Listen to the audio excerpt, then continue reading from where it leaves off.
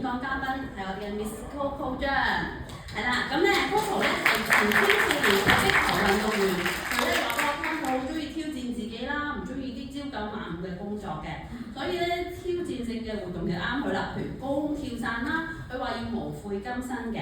咁 Coco 咧已經連續10年咧攞咗 MDRT 嘅資歷㗎啦。佢今日同我哋分享嘅內容咧係如何喺3個月裏邊咧完成 MDRT 喎。Coco 咧靜靜話俾我聽啊，原來佢每個 MDRT 咧都係用最後嗰3個月就完成，而每次咧都只用10至15張單就完成喎。大家咪好想知道咧，咁咧就用熱烈嘅掌聲！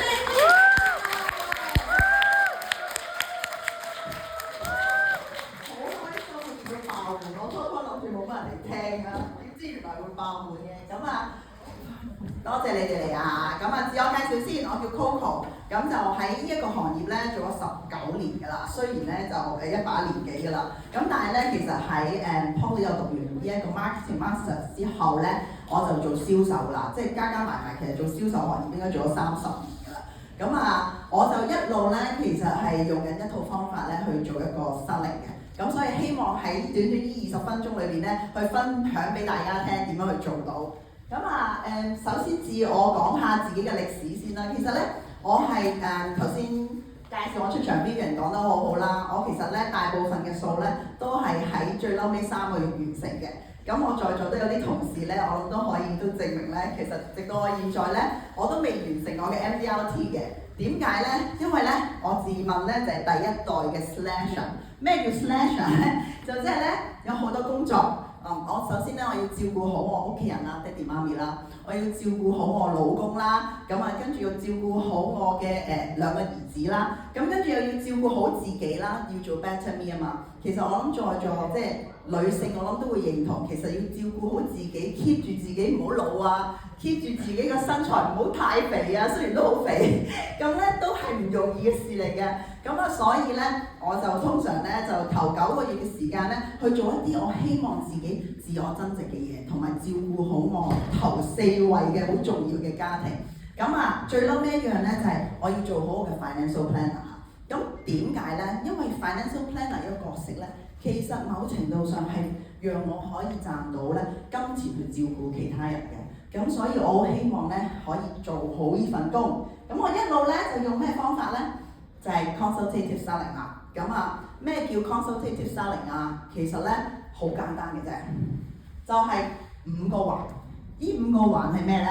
呢個5個環咧，其實就係由第一係關係先，第二先至係了解佢，然後就找尋佢嘅需求，跟住就去講一個 concept 俾佢聽，最嬲尾咧就係 closing 啦。但係今日咧，我只會係講頭嗰4個環嘅啫，因為點解咧？去到你做咗頭嗰4個環做得好嘅話咧，其實你個 closing 咧應該冇咩 objection 㗎 ，OK？ 咁啊嚟咯喎！咁啊，其實咧，首先我哋要知道，如果我哋要了解個客人，我哋要知道啲咩先？首先好簡單，其實佢生活，你估而家啲人，香港人有冇煩惱咧？多唔多？多係嘛？究竟其實佢有咩煩惱咧？第二，其實喺佢嗰個現在個投資環境啊，差唔差？差。咁你估最近好似好翻啲啦，但係啲樓市其實都好差係咪啊？究竟佢哋對未來嗰個投資環境點睇咧？你知唔知咧？第三就係佢個仔女讀書。喂，如果佢連仔女都唔話俾你聽，你唔好同佢講做 financial planning， 因為佢唔想講俾你聽。OK。第四就係婚姻啊，你知唔知道佢婚姻美唔美滿咧？其實要維持一段婚姻都唔容易係咪啊？咁但係究竟佢會唔會同你講心底話咧？呢一樣嘢我諗在座你真係要好好去問翻自己，你同客人嘅關係，佢會唔會同你講？有3奶都唔定嘅喎，而家啲人 ，OK， 咁當然唔希望發生啦。咁啊，公司上面營運啦，而家公司真係好生意，我好多朋友做生意好艱難，真係艱難得好緊要。咁喺呢個環境底下，其實佢面對緊啲乜嘢問題咧？係咪 cash flow 定係還是有啲咩危機你唔知咧？要傾嘅呢啲。好啦，家庭問題頭先之前個 speaker 都講咗啦。咁啊，但係我哋點樣去問佢咁多嘢咧？咁我哋要靠 fact finding 需求，尋求需求。其實咧，我寫咗好多問題，但係成日啲同事咧都話：喂，問咁多嘢咧，好似審犯咁係咪啊？即係你唔可以好似審犯咁審個客㗎嘛。咁我哋點樣咧？我哋唔可以嘅。所以咧嚟緊咧，我會講一連串嘅問題。我希望你哋咧即係可以記到嘅就記啦，因為我都用咗畢生20年嘅功力咧，每一次見個客我都係咁樣差唔多嘅問題嘅，咁啊做到15張單到啦，就完成個 MDRT 咯。咁啊好，咁首先咧呢個圖，我會見個客嘅時候，我會做啲咩咧？我每一個客第一句嘅説話，我都係會問佢嘅。陳生，其實咧你知唔知我做邊行㗎？咁咧我係做 financial planning 嘅。你知唔知道其實我做 financial planning 咧，我係有啲咩角色㗎 ？OK， 咁我唔會 show 俾佢睇住㗎。咁通常一般咧啲客都會答我，你咪賣保險咯，係咪？你做基金咯，一般都係咁答㗎啦。咁跟住我會話陳生你啱啊，你講得啱啊。我咧不如咧用一個10字去話俾你聽，我個工作嘅範疇好唔好啊？咁咧我就會咧畫一個10字，大家喺呢個時間要做啲咩咧？攞張白紙出嚟。OK， 一定要預備白紙同埋筆同計數機，攞咗張白紙出嚟，然後畫一個10字俾佢睇，然後咧由第一風險管理開始講起。Mr. Prospect 啊，陳生，我咧係做風險管理嘅。咁風險管理有啲咩啊？有醫療，我諗大家都知啦，醫療、人壽、住院、危疾，係咪？第二，我就係做呢一個儲蓄管理。咁儲蓄係做啲咩啊？我都係做中長線嘅儲蓄為主嘅。咁咧我就話俾佢聽，如果短線嘅咧，我就唔會做啦，因為咧呢啲交翻俾你去同銀行之間招啦。咁之後我已經打咗落去個腦海裏邊乜嘢？saving 關於定期嗰啲我唔做，我專係做中長線嘅嘢。OK， 第3樣嘢就係投資管理啦。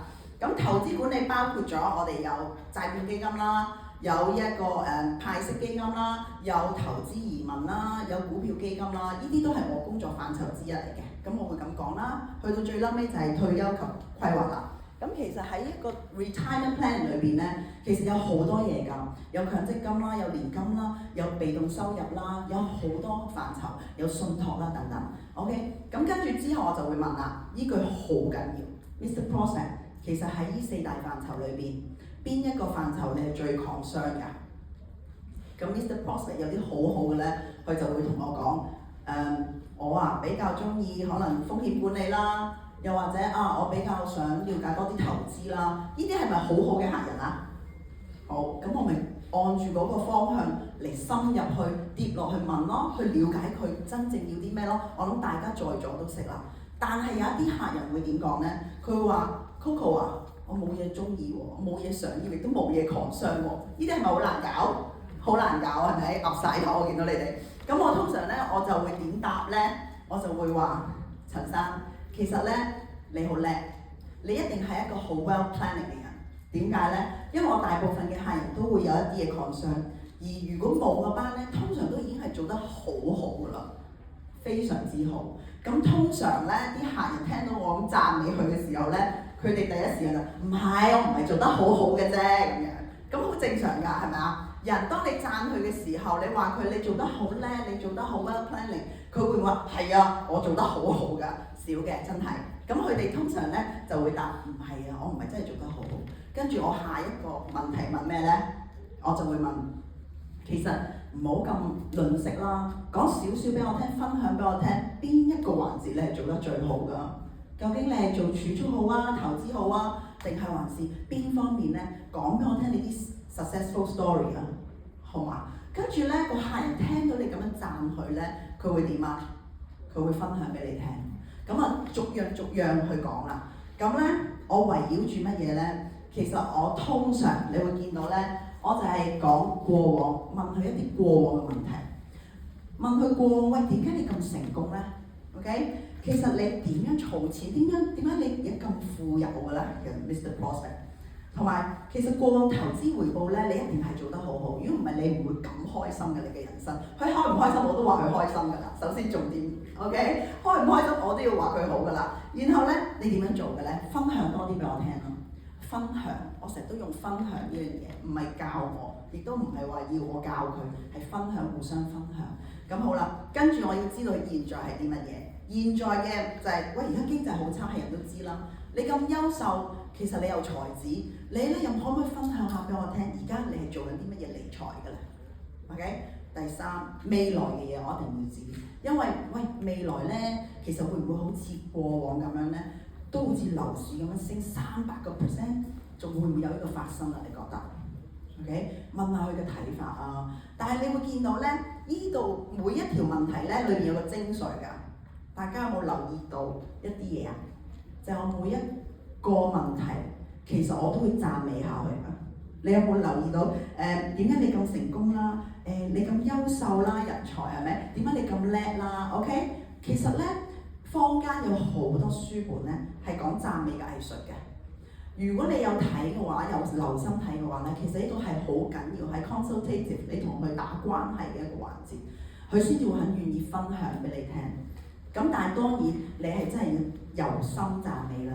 同埋咧講真，喺我哋由細到大咧，你哋讀書開始啊，你不如幫我問下隔離個同學啊，即係同伴啊、同行啊，問下佢啊。其實咧，你平時咧，你對上一次啊，譬如對上一次咧，幾時俾人讚過？你幫我問下佢好唔好啊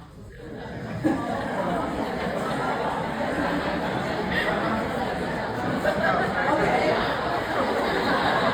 我覺得你有啲靈巧喎。OK， 嗰啲就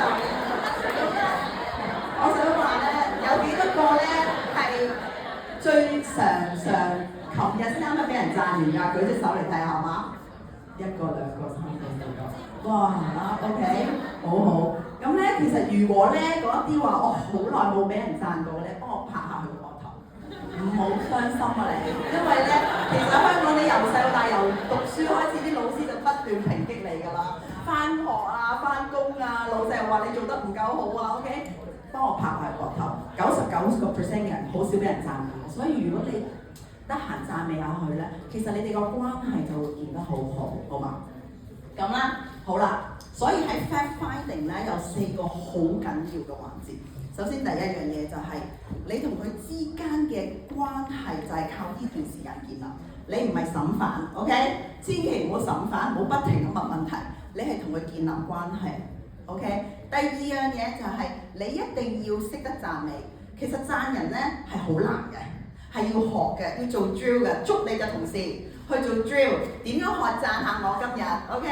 頭先樓下哈哈哈哈笑係咪？讚到我笑為止，好嘛？咁咧做 drill， 因為唔容易嘅，真係。第三，其實4/5嘅時間咧，留翻俾邊個講啊？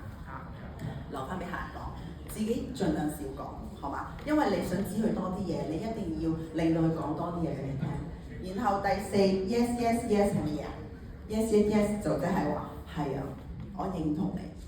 無論肢體語言、岌頭啦，係咪啊？跟住同埋説話啦，係啊係啊。第3樣嘢，認同 clarify 佢嘅問題，可能佢話係生活好麻麻地啊，我都明白㗎，要認同下個客人。咁當你大家都喺同一陣線嘅時候，你嘅 fact finding 就會好順利。但係如果你一路發覺個客抗衡你嘅話，你乜嘢都做唔到，係嘛？咁希望你哋有一個好好嘅 fact finding。但係喺最後嘅 fact finding，我一定揾張紙，呢張係我真實見客嘅時候一路食緊嘢嗰張紙啦。我一定寫低嘅，就係咩咧？我一定要問到佢有回報要幾多 ？OK？ 因為如果你講無論理財、退休、投資、儲蓄，其實都係講呢啲嘅啫，係咪？全部都環環緊扣，都係同錢有關㗎嘛。我一定會問佢回報有幾多？你想要幾多？或者你將來想要啲咩 ？OK， 你嘅風險承擔能力有幾高？高低即係我哋成日都會有好多問題，就係話啊，如果假設跌咗20%，咁你就會點啊？如果升咗20%，你又點啊？我諗大家都識啦，係咪？咁啊，一定要寫低。另外穩定性，呢3條問題，當你寫低咗嘅時候咧，呢啲係用 close end question 啦 ，OK， 唔係用 open end question 啦。你問咗佢，佢一定答你嘅。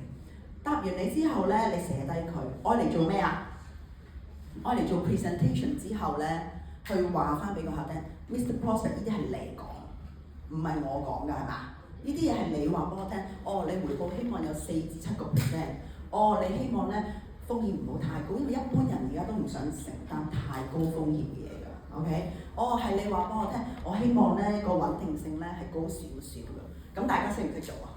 當如果佢都講晒俾你聽嘅時候，我諗你都識做啦，係咪？咁好啦，但係都唔好咁快講 product 住，講 concept 先。講完之後講 concept 點啊？好啦，我通常 Mr. Prospect 其實咧頭先你所講嘅嘢咧聽晒，不如我都分享一下咧，我啲客人咧佢哋會講想會致富或者佢哋發咗達嘅原因俾你聽，好唔好啊？我都綜合咗一啲，咁我就分享俾佢聽咯喎。第一樣嘢咧 compound interest， 我諗大家都識，不過同樣重點嚟啦，就係攞白紙攞筆 ，OK 寫低佢 compound interest， 然後我就會問個客啦。其實 Mr. Prospect 如果假設25歲啦，咁跟住咧你每年都儲14,000蚊啫，好少啦。咁而有20% 回報，其實你覺得40年之後咧，你會有幾多錢啦？咁我會俾埋部計數機佢嘅。咁俾部計數機佢做咩啊？計啦。喂，個本金幾多？佢自己計㗎嚇。56萬本金，跟住之後回報有幾多？我就問佢，要等佢答我。咁通常你哋會答幾多啊？撞下揾一個。幾多啊？怕醜。咁咧，一般我啲客咧答我咧，300萬啦，500萬啦，1000萬啦，咩都有嘅 ，OK 冇固定嘅。但係斷估唔到咧係1億。當我出咗嚟咧，頭先我見到你哋有啲人都哇咁樣，其實我就係要呢個效果，我就係要呢個效果。然後咧，我就話係啊，喺個時間有入頭啊 ，yes yes yes 係咪？係啊，係有咁犀利㗎。咁跟住之後第二個 concept 我會講 dollar cost averaging， 係人都識㗎啦，我諗。不過點樣可以做得明白啲咧？我一定 show 圖㗎，我一定會問佢 Mr. Prospect 其實咧有兩條線 ，OK， 一個投資者 A， 一個投資者 B。咁咧 A 咧就一路升市喎，2蚊升到4個2，一個就跌市喎，2蚊跌到5毫子，再升翻2蚊，你估邊個賺錢多啊？咁樣，跟住個客咧就會話：你咁問我，你梗係 B 啦，有啲人會咁答我啦。咁我話：喂，你真係好聰明啊！你估大部分人都係估 A 嘅，點解你會估 B 嘅咁？咁跟住之後咧，跟住我就會話：其實呢個就係全天候嘅投資法咯，係咪？大家唔好估啦，大家都係去做一樣嘢，就係你只需要高高低低，你都同一時間去入市啦，或者你無論儲錢都係高高低低，你都投資環境去買樓啦，任何嘢都一樣㗎。買樓好，買股票、買基金好，就算你儲錢都係㗎，你唔好理佢息口幾多，你係唔係都儲都得㗎啦。OK， 咁咧最終出嚟個結果仲要係多咗1倍㗎。如果係投資者 B， 咁好啦，呢個第二個咯喎，記得白紙寫低，跟住佢有岌頭㗎啦，佢會，咁我就會繼續講第三個咯。第三個咩啊 ？diversification 就係分散風險啦，就係分散效果啦。我就會話：喂，又嚟啦，問題時間啦。投資者 A 同投資者 B 有兩個人，投資者 A 咧，佢就將20萬擺咗落定期，有5厘。咁5厘係咪好好啊？好好啦，定期5厘。咁到20年之後，你就會有26萬啦。另外一個咧就佢犀利啦，佢擺咗5個唔同地方，一個咧就係擺咗落去輸晒，勁啊！另外1/5咧就係冇賺冇蝕，跟住1/5咧就係賺得5% 啫。咁跟住之後就10、15咁啦。你估下邊一個又賺得多咧咁？咁跟住啲客又答我咯喎，咁啊會答咩啊？梗係 B 啦，係咪？你咁問我就係 B 啦。咁多幾多啊？輸晒喎咁啊！咁啊其實咧多1倍嘅又係。咁好啦，呢3個 concept 講完之後，我寫咗喺張白紙度啊嘛。咁跟住我話其實我啲客咧大部分咧都係用呢3個方法咧嚟做嘅。就算公司每一間嘅投資保險公司咧，佢都係用呢個方法嚟做嘅。呢啲其實年報咧，你喺保險公司會見到㗎啦。因為咧佢都係投資喺唔同方向㗎嘛，我哋啲 product 係咪？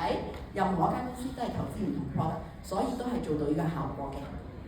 咁啊，跟住咧講咗3個 concept 之後咧，其實 Miss 陳生啊，其實咧我哋嘅 concept 講完啦。不過咧，我都想講下，其實大部分咧退到休啦，或者躺平啦，而家興講躺平係咪？而家唔講退休㗎啦，個個都想做嘢嘅，不過想躺平咁做啫。咁咧好啦，佢哋其實都要有一個夢想嘅數字先至可以做到嘅。咁我就會問佢，其實如果由而家開始你儲1000萬。以前就話100萬就富翁啦，係咪？而家我諗至少要1000萬啦。要1000萬嘅話，你估你要用幾耐時間去做咧？我就會講我啦，我就會話其實如果而家儲2000蚊咧，直行嗰行就係2000蚊啦。咁2000蚊咧，其實咧，如果我係得4% 回報咧，我就72年先至有1000萬，我諗我死咗啦 ，OK？ 咁跟住之後，如果7% 咧，就係49年啦，跟住之後10% 就38年啦，我都死咗啦。咁所以咧，如果作為我呢個年齡咧，我就唔可以儲2000蚊啦。咁所以我要儲多啲啦，可能我要儲2萬蚊啦，因為2萬蚊，如果我穩穩陣陣7% 咧，我19年就已經可以做到啦。我俾呢個 concept 去做咩啊？我要話俾佢聽乜嘢啊？由小錢變大錢係要點啊？時間係啊，你哋好叻咯，係嘛？好叻，好聰明啊！仲有咩啊？回報同本金 ，OK？ 你哋係一定需要有時間俾我，你要有啲回報，亦都要有啲本金。咁即係我俾咗個概念佢咩啊？嚟緊儲錢要喺我度。要擺長啲咯，係咪？要穩陣啲咯，係嘛？咁跟住同埋要多啲咯，咁咯，係啦。咁啊，我已經即係一路 pass 啲 concept 俾佢啦。咁啊好啦，提高 budget 啦。喂，點樣可以做10張單1年就做到 MDRT 啊？可以輕鬆啲，其他時間去照顧屋企人啊？咁啊，梗係每一張單大概可能3-4萬佣金啦，係咪？4-5萬佣金啦，或者5-6萬佣金一張啦。你冇可能1-2千蚊一張單嘅佣金啦。咁所以我就要做到3-4萬佣金啦。咁好啦，咁啊點提高啊？你見唔見到我寫㗎？真係寫㗎我。哎呀，唔好意思啊，我真係寫咗落去㗎。我真係 show 俾個客睇㗎。我呢啲，我 compound interest 打咗入腦。其實張紙咧個效果係打佢入腦啊，令佢記住呢件事啊。因為如果你用 iPad show 咧，唔記得㗎啦，飛晒㗎啦。咁所以一定要打入腦。咁我就呢條線，我諗大家都識㗎啦，都唔使影啦，應該係咪？